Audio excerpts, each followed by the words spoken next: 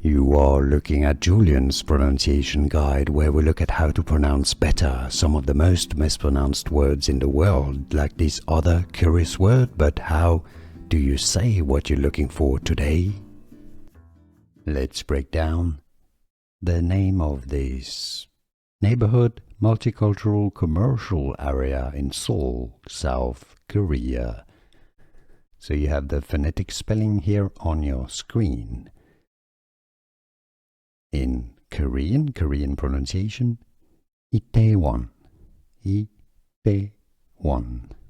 Now, in English it's generally referred to as Itaewon, Itaewon, Itaewon, Itaewon.